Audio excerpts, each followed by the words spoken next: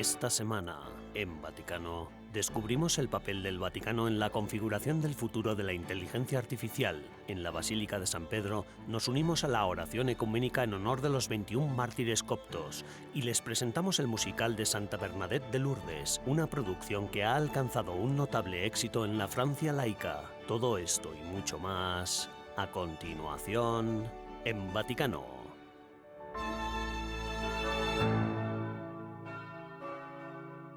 El coraje de los mártires, el testimonio de los mártires es una bendición para todos. Oremos para que quienes en diversas partes del mundo arriesgan su vida por el Evangelio contagien a la Iglesia su valentía, su impulso misionero.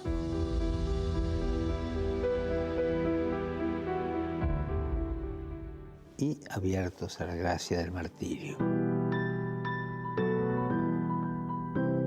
El domingo 25 de febrero, 15 cristianos murieron y 2 resultaron heridos en un ataque contra católicos en Esakane, Burkina Faso, en la diócesis de Dori. El ataque se produjo cuando los fieles se congregaron para la oración dominical. Según el vicario general de la diócesis, 12 fieles murieron en el lugar del ataque y 3 heridos fallecieron posteriormente mientras recibían tratamiento. Otros 2 fueron atendidos en un hospital. En un telegrama, el Papa Francisco reiteró su firme convicción de que el odio no es la solución a los conflictos. La situación relativa a la seguridad en Burkina Faso se ha vuelto dramática en los últimos años.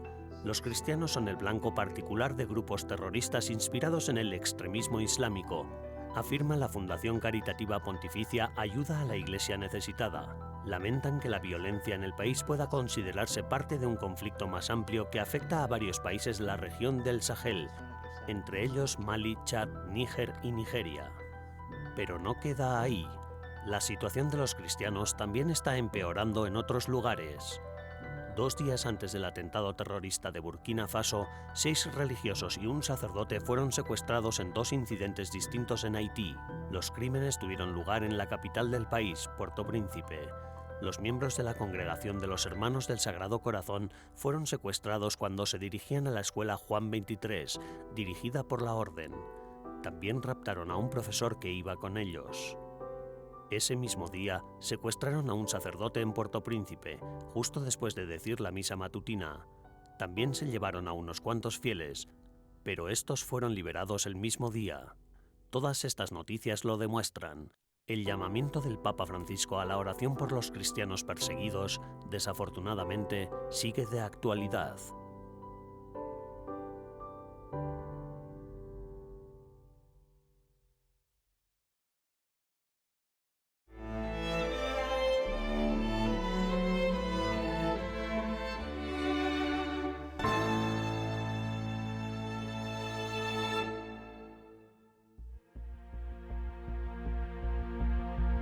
Tras la recepción de nuevas pruebas contra el artista de mosaicos, el padre Marco Rupnik, el Dicasterio para la Doctrina de la Fe ha ampliado su investigación.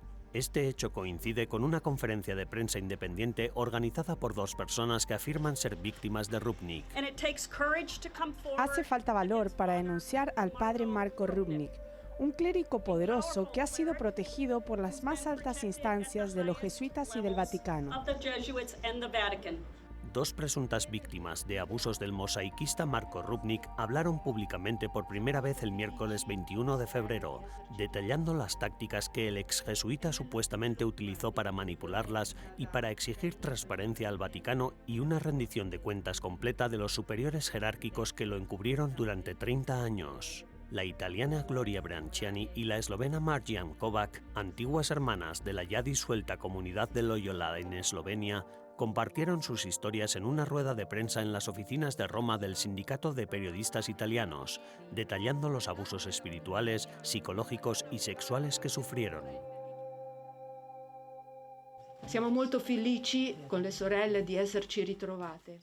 Estamos muy contentas de habernos reencontrado con las otras hermanas, pero al mismo tiempo estamos apenadas porque las instituciones, en lugar de tomar ejemplo de nuestra experiencia para revisar su propia manera de actuar, siguen encerrándose en el silencio, en un silencio que percibimos como un muro de goma que rebota todo intento de curar esta lacra.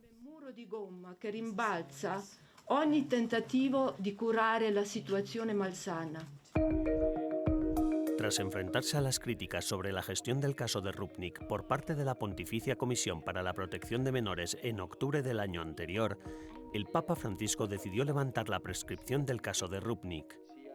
Dio instrucciones al Dicasterio para la Doctrina de la Fe para que iniciara un amplio proceso canónico. Y en diciembre del año pasado, el Vaticano emitió una orden para cerrar la comunidad religiosa femenina Loyola cofundada por Rupnik. Marco Rupnik se hizo famoso por los mosaicos que decoran iglesias y santuarios de todo el mundo, como San Giovanni Rotondo, Fátima y Lourdes. Los fieles están divididos entre conservar los mosaicos o retirarlos. El obispo de Lourdes, Monseñor Jean-Marc Micas, informó a EWTN que ha creado una comisión especial para estudiar qué hacer con ellos. La comisión tomará una decisión esta primavera. Es una decisión difícil de tomar, pero debo tomarla y estoy a la espera. Desde luego este asunto ocupa mi mente, mi oración y mi corazón todos los días, especialmente cuando me encuentro con víctimas de abusos. Muy a menudo digo que la decisión que vamos a tomar aquí se toma para Lourdes y solo para Lourdes, y no se puede extender a ningún otro lugar que también albergue mosaicos suyos, porque Lourdes es Lourdes, y es para la gente débil, enferma, para esas personas especiales. Ese es el mensaje que nosotros servimos. Los jesuitas pidieron a Rupnik que abandonara la sociedad el año pasado después de que se negara a responder a las acusaciones de abusos espirituales, psicológicos y sexuales por parte de 20 mujeres. En medio de la investigación en curso del Dicasterio para la Doctrina de la Fe sobre las acusaciones contra el padre, la diócesis de Koper, en Eslovenia, que lo acogió el año pasado, subraya que Rupnik es presunto inocente hasta que se demuestre su culpabilidad.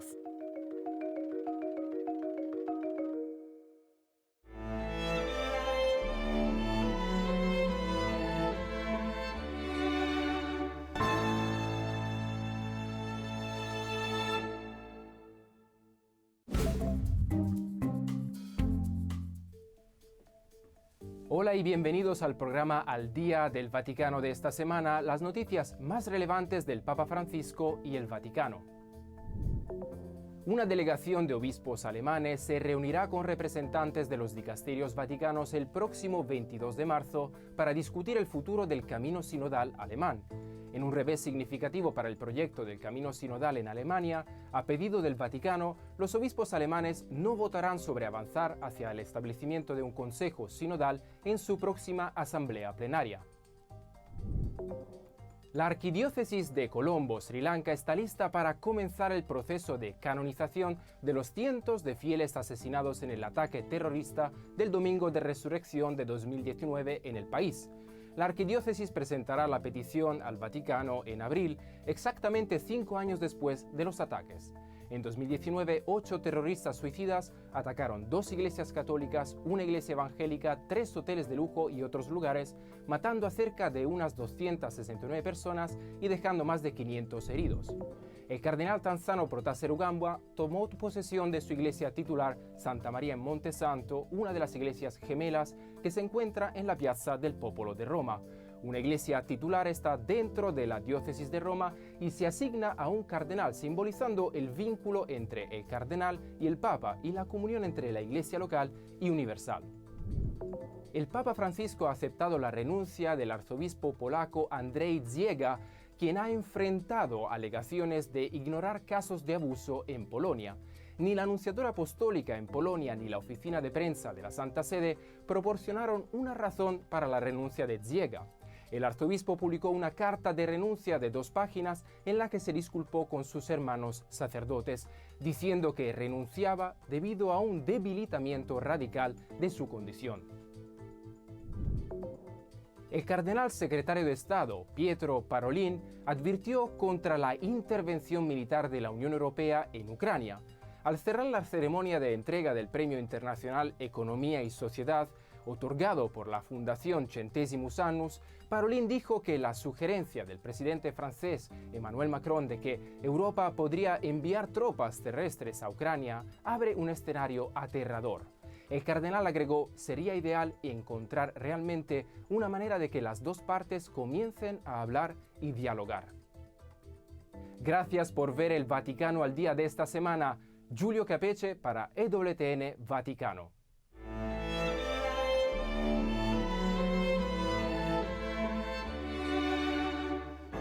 En breves instantes regresamos con más en Vaticano.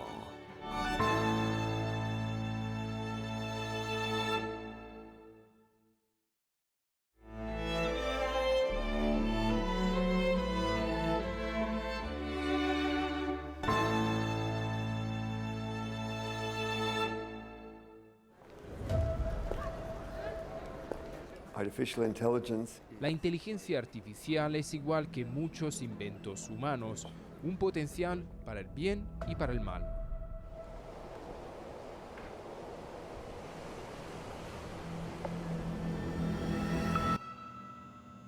En un momento en que los avances tecnológicos están difuminando las fronteras entre la realidad y la ficción, la preocupación del Vaticano por las implicaciones éticas de la inteligencia artificial es más pronunciada que nunca.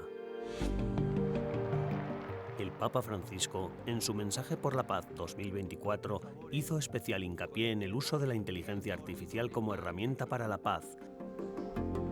Y el Dicasterio para el Desarrollo Humano Integral del Vaticano está al frente de estos debates. La conexión entre la inteligencia artificial y la paz es en realidad la vida humana, cómo vivimos, cómo nos tratamos los unos a los otros, cómo tratamos al planeta, y luego ya tenemos que aprender a utilizar y gestionar ese maravilloso invento de manera que contribuya al bien humano. ¿Cómo puede la inteligencia artificial amenazar la paz? Fundamentalmente consiste en separar la responsabilidad humana de la guerra. Significa que el sujeto, entre comillas, al apretar el gatillo, al lanzar la bomba, ya no es una persona humana con conciencia y con responsabilidad ante la familia humana, sino un logaritmo.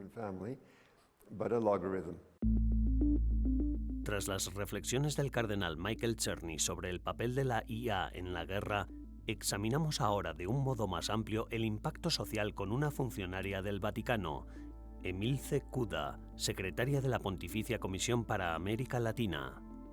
La nueva inteligencia artificial es parte de los saltos tecnológicos cualitativos que se dan en la historia de la humanidad. Se han dado varios y cuando eso ocurre, todas las formas políticas, sociales, económicas e incluso bélicas cambian. La historia puede dar muchos ejemplos de eso. El Papa Francisco, en su mensaje por la paz, llama la atención sobre los riesgos del mal uso de la inteligencia artificial, instando a un enfoque proactivo y responsable de la gestión de la tecnología. Cuando uno ve que ese uso irresponsable deriva en prácticas de injusticia, es ahí cuando amerita que el pensamiento religioso, teológico, como es el del catolicismo, puede intervenir dando su consejo, pero que en este caso no es un consejo teórico, sino como es propio del Papa Francisco, llamando a un diálogo, a abrir un diálogo. Y es un diálogo que es un diálogo social. Subrayan la responsabilidad colectiva en el despliegue ético de la inteligencia artificial, haciendo hincapié en el papel de la educación y la concienciación para fomentar una comunidad global responsable. Es lo que se llama democracia. Corresponde a la gente ejercer su responsabilidad a través de sus cargos electos y demás, y la Iglesia acompaña a la gente en esta responsabilidad. Así que el mensaje es un estímulo para que el pueblo de Dios diga, oh, será mejor que aprenda sobre esto para que yo también pueda ejercer mi responsabilidad. Y no asombrarse cuando algo va muy mal y luego decir, bueno, yo no sabía o no me importaba.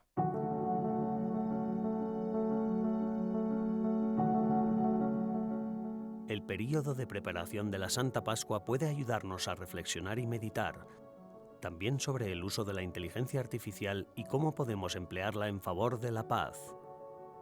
¿Alguna sugerencia para nuestros telespectadores con vistas a este tiempo de Cuaresma que estamos a punto de terminar? ¿Por qué podrían rezar o también ayunar?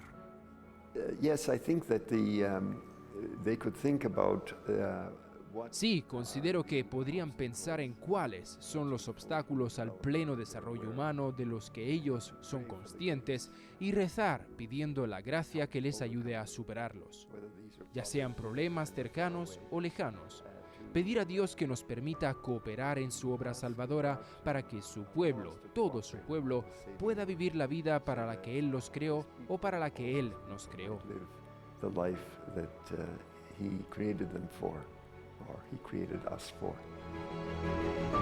Navegando este amanecer digital, el mensaje del Vaticano es meridiano: que la ética y la innovación caminen de la mano, salvaguardando la paz y la humanidad.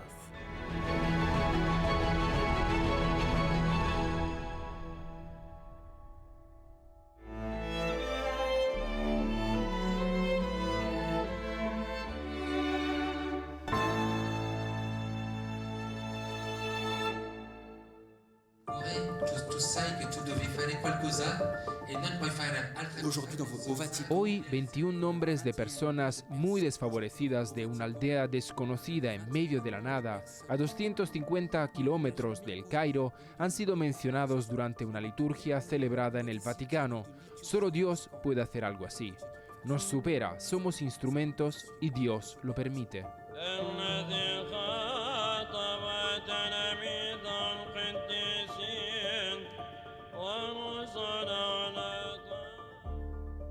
Nos llaman la nación de la cruz, señala Samuel Armnews, cineasta de origen copto, al principio de su nuevo documental. Como todos los niños de la iglesia copta egipcia, conoció a los mártires que habían muerto por la fe gracias a las clases de catecismo.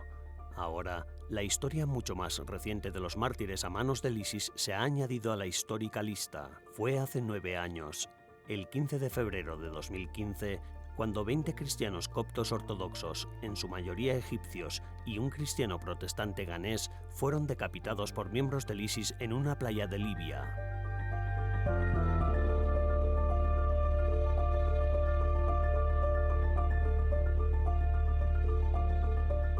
Todos estos hombres fueron reconocidos como santos y mártires por la Iglesia Ortodoxa copta 6 días después de sus muertes. El Papa Francisco anunció su inclusión en el martirologio romano en 2023, con motivo de la visita del Papa copto Tawadros II. Este año, por primera vez, este recuerdo compartido dio lugar a una celebración ecuménica que reunió a católicos y coptos ortodoxos en una capilla lateral de la Basílica de San Pedro. El cardenal Kurt Koch, prefecto del Dicasterio para la Promoción de la Unidad de los Cristianos, presidió la celebración. En este tiempo presente, todas las iglesias tienen sus mártires porque la fe cristiana es la más perseguida del mundo actual. En este sentido, podemos hablar de un ecumenismo de los mártires o de un ecumenismo de la sangre, porque el martirio se ha hecho ecuménico. Perché il martirio è diventato ecumenico. La mayoría de los mártires eran coristas que cantaban los mismos himnos de su infancia, himnos que también la parroquia copto-ortodoxa de Roma entonó durante la solemne oración ecuménica. E questo è un grandissimo dono. Y esta sangre que los mártires han dado con su vida es un don tremendo que no divide a los cristianos, sino que los une. I cristiani ma unisce. Tras la oración ecuménica, los participantes se dirigieron a la Filmoteca Vaticana para asistir a la proyección del documental de Samuel Armnews dedicado a los mártires, titulado Los 21, el poder de la fe, la aldea de los mártires. La película se basa en los testimonios de las familias de los mártires y se desarrolla en la aldea egipcia de la que procedían 13 de los 21 mártires. Los 21 mártires se han convertido también en una fuente de orgullo nacional para Egipto, donde la mayoría cristiana ha encontrado un nuevo apoyo y una base más firme tras años de penurias marcadas por numerosos ataques. Según el padre Hyacinthe Destivelle, que supervisa el diálogo católico copto, el testimonio de los mártires demuestra que el ecumenismo de la sangre puede fomentar una relación entre las iglesias basada en la confianza y la fraternidad. Es un viaje en el que nos adentramos en las casas de personas que han vivido cosas muy dolorosas. Es la búsqueda del testimonio de una fe que se ha secado en la vida cotidiana en Europa, donde nos perdemos en todo este consumismo y en un sinfín de propuestas que resultan mareantes. Allí donde el materialismo no es una opción, te encuentras con un pueblo donde la gente tiene a Dios. En la pobreza está Dios. Dios está ahí y queríamos decirles: nosotros, en Europa, el mundo occidental, no os hemos olvidado. Estamos con vosotros en lo que habéis vivido y los trajimos al Vaticano. Los mártires están representados con casulla, en su papel de diáconos. Esta representación se hace eco de la imaginería de los mártires de los primeros siglos, mostrando la visión del cristianismo primitivo sobre el martirio y la unidad de los cristianos a través de él.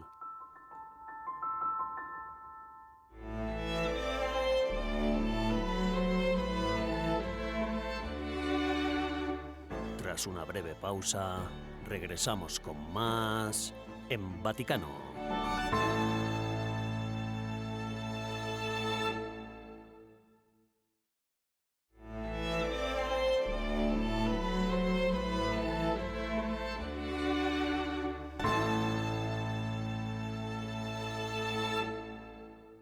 Alors, c'est toi qui vas tous les jours à Massabielle? Oui, monsieur. Et tu t'appelles? Bernadette. Bernadette comment? Soubirous. Tras conmover a miles de espectadores en Francia, el musical Bernadette de Lourdes llega ahora a los escenarios italianos. Inspirado en las transcripciones oficiales de los interrogatorios a Bernadette de Soubirous, el musical cuenta la historia real de una chica corriente que afirmó haber visto algo extraordinario. El musical, que reúne a productores y actores católicos y no católicos, pretende ir más allá de las creencias religiosas para tocar temas universales como la autenticidad, la verdad y la resiliencia, de modo que el espectáculo sea accesible para todos. Je le dois à ma grand-mère, pour tout vous dire, qui avait une dévotion pour Lourdes. A decir verdad, se lo debo todo a mi abuela, que tenía devoción por Lourdes, que iba a menudo a Lourdes y que me hablaba continuamente de Lourdes. Yo no sabía mucho del lugar, pero tenía un vínculo muy fuerte con ella. Un día, con una veintena de artistas, hicimos un taller para un espectáculo llamado Robin Hood, a pocos kilómetros de Lourdes. Y fue entonces cuando le dije a Eleonore de Galard, mi socia: escucha, voy a dejar aquí a la troupe de Robin Hood y voy a darle una sorpresa a mi abuela. Voy a ir a Lourdes a rezar por ella. Y cuando se lo anuncié a la troupe, todos me dijeron: pues vamos contigo. Et quand j'ai annoncé ça à la troupe, ils ont dit non, non, on vient avec toi. Así que decidieron venir también. Quedamos una noche de noviembre, estaba oscuro, llovía. Lourdes estaba vacío, era un lugar sórdido. Nos encontramos todos delante de la gruta y a pesar de las terribles condiciones meteorológicas, pasamos juntos un momento absolutamente extraordinario. Aunque no había creyentes en nuestro grupo y muchos no eran devotos de Lourdes, pasamos un rato emocionante. Todos salimos un poco conmocionados. Cenamos todos juntos y empezamos a charlar sobre la historia de Bernadette y nos dimos cuenta de que había una historia fantástica que contar. Tal y como su nombre indica, el musical Bernadette de Lourdes cuenta la historia de Bernadette Soubirous. Entre el 11 de febrero y el 16 de julio de 1858, a la edad de 14 años, la pequeña pastora tuvo una serie de visiones de la Virgen María en la cercana gruta de Massabielle. Según Bernadette, la señora de sus visiones era una muchacha de 16 o 17 años vestida con túnica blanca y faja azul, que llevaba rosas amarillas cubriéndole los pies y un gran rosario en el brazo derecho. El 25 de marzo le dijo a la joven: pobre y sin educación, yo soy la Inmaculada Concepción. Desde 1858, miles de peregrinos acuden cada año a la gruta de Lourdes, buscando la curación de sus enfermedades y pidiendo la intercesión de Nuestra Señora.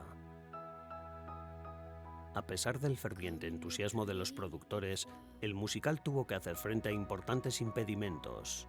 La pandemia de coronavirus y los consiguientes confinamientos obstaculizaron su progreso y el escepticismo del público planteó retos adicionales. Ahora mismo el principal reto es encontrar buenos actores y el equipo de producción adecuado que vaya a trabajar con nosotros, pero sobre todo buenos actores. porque encontrar a una Bernadette que quiera asumir el magnífico papel es muy difícil por la carga que tendrá que llevar sobre los hombros. No es poca cosa, pero hemos encontrado a Gaia una joven fantástica y estamos muy contentos de que se una a nuestro reparto, como pronto se revelará. Cuando me incorporé a esta producción, me di cuenta de que el papel que me habían dado era realmente un papel importante. Al principio, antes de conocer bien el personaje, me intimidaba un poco, pero después de ver las representaciones francesas, me di cuenta de que era una chica como cualquier otra chica, que llegó a ver una luz, algo especial, sí, pero que lo que la diferenciaba era su valentía al imponerse en una sociedad difícil. Era difficile. En el musical, los productores y los actores encuentran paralelismos entre las luchas de Bernadette y las de la gente de hoy, independientemente de sus creencias religiosas. De hecho, todos argumentaron que del mismo modo la gente de hoy en día es objeto de rumores, incredulidad y hostilidad. Además, la narración de Bernadette sigue siendo profundamente relevante para cualquier público, independientemente de su fe.